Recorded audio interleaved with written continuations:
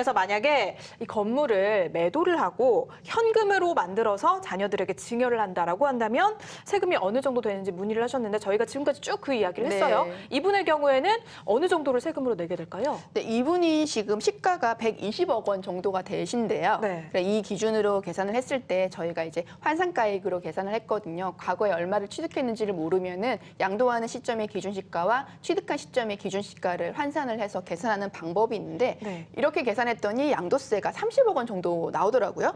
그러면 이게 실제 120억 원을 팔고 세금 내고 나면 내 수중에 남는 돈은 90억 원. 정도가 되겠죠. 네. 근데 이 90억 원을 자녀한테 주고 싶다고 하셨잖아요. 자녀 2명한테. 그럼 각자 45억 원씩 주겠죠. 그럼 자녀 입장에서는 현금을 또 증여를 받으니까 세금을 내야겠죠. 50% 최고세율 적용받아가지고.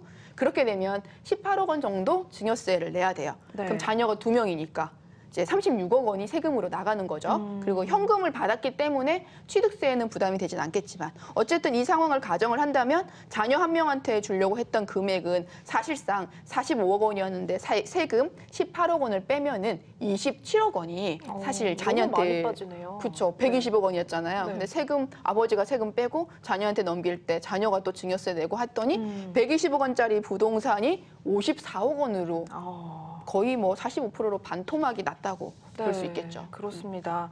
자, 그렇다면은 이거는 좀 추천해드리고 싶은 방법이 아니고 다음 방법으로 넘어가 봐야 될 것 같아요. 그렇다면 건물을 양도 후에 그거를 증여를 할 경우에는 자산 측면에서 이렇게 손실이 적지 않다라는 결론이 났고 현 시점에서 일단 그러면 토지를 자녀에게 증여하는 방식 이건 어떨까요? 네, 토지를 증여하면 이제 이것도 사실은 그 전에는 막 기준시가로도 많이들 하고 했는데 네. 요즘은 꼬마 빌딩에 대해서 감정평가를 많이 해야 된다고 구세청에서 보도자료도 나왔고 네. 법으로 사후 관리를 하겠다고 하기 때문에 시가를 산정할 수 없으면 감정이라도 받아가지고 120억 원으로 하셔야 되는데 이러면 2명의 자녀에게 60억 원씩 나눠주게 되겠죠. 네. 그럼 자녀 1인당 내야 되는 세금은 25억.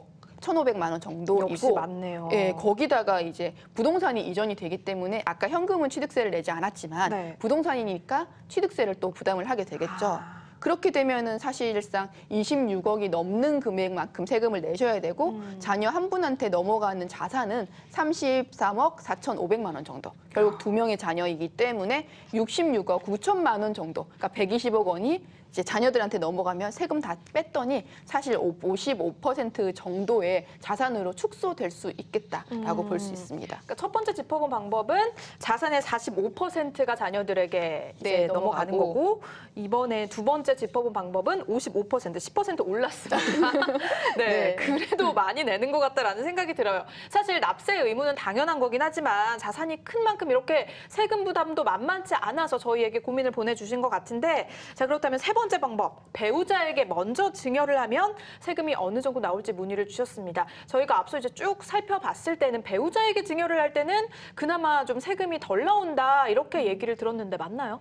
네, 배우자 같은 경우는 사실 이제 갖고 있던 부동산에 대해서 부부 같은 경우는 자산을 혼자서 아무리 이제 외벌이를 하셨다고 하더라도 네. 배우자분이 집안 관리를 잘 해주셨기 때문에 자산을 형성했다고 보거든요. 그래서 공동자산 그렇죠. 개념으로 약간 보나 봐요. 그 명의는 별도이고 네. 그렇지만 공동자산의 개념으로 봐서 배우자한테 재산을 넘겨줄 때는 이제 자녀들한테 넘기는 경우보다는 6억 정도까지는 배우자 이제 증여라고 해가지고 혜택을 주고 있어요. 아, 그러면 6억 원까지는 네. 세금을 부과하지 않나요? 그렇죠. 6억 원까지는 안 내고 대신에 그 금액을 초과하는 부분에 대해서는 똑같이 증여세율을 적용을 하는 거죠. 네.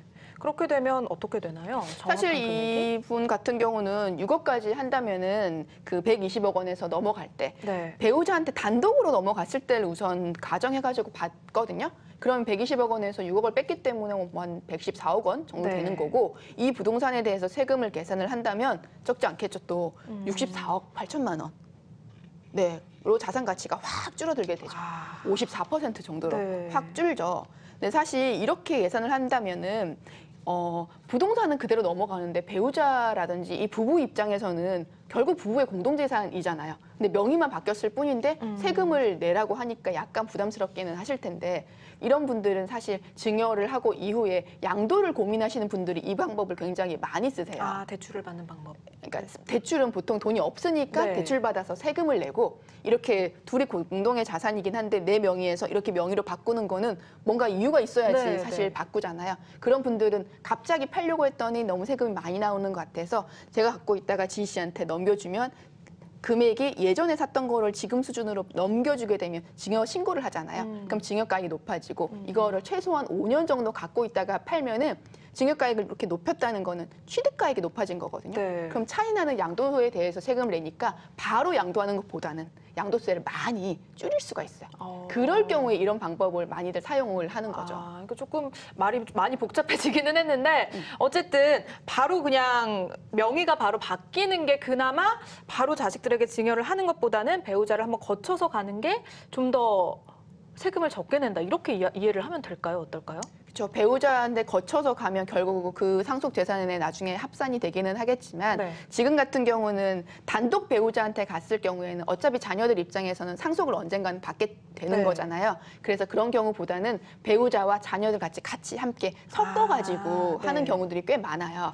그럼 분산할 수가 있으니까 그런 취지로 보시면 될 것 같아요. 근데 사실 배우자에게 증여를 해서 뭐 자녀들에게 넘어가는 게 세금을 덜 낸다라고는 하지만 어쨌든 그것도 상속인 거잖아요. 맞아요. 그럼 상속의 문제 뭐 나중에 일이긴 하지만 그것도 좀 같이 고민을 해봐야 되지 않을까 싶어요. 맞아요. 많이 고민을 하셔야 돼요. 네. 사실 배우자한테 넘겼다가 이제 큰 문제가 생기는 경우들도 있는데 그래요? 네네 상속 같은 경우는 보시면은 이제 만약에 남편분이 이제 아버지가 돌아가시게 되면 네. 이분이 갖고 계시는 재산에 대해서 법적으로 정한 상속인들한테 이게 재산이 넘어가게 돼요.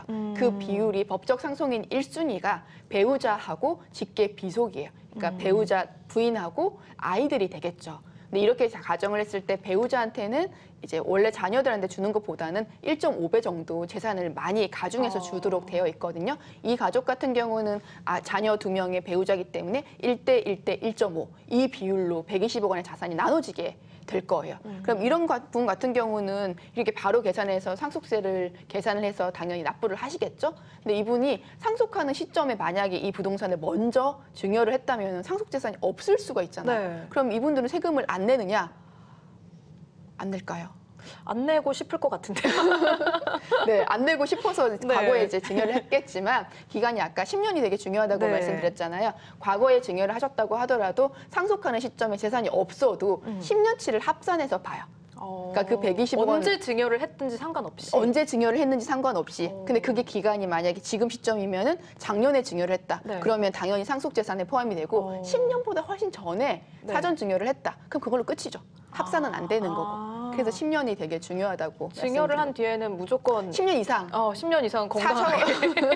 네, 건강하셔야 돼요. 네, 그렇습니다. 자, 이렇게 저희 실제 사례를 통해서 세금 절약의 팁을 얻어보는 시간. 오늘은요, 오래된 건물을 새로 지어서 세금을 줄이고 수익성을 높일 수 있는 방법에 대해서 함께 살펴봤습니다. 자, 지금까지 도움 말씀에 절세TV 윤나겸 세무사와 함께했습니다. 세무사님, 오늘 말씀 고맙습니다. 네, 감사합니다.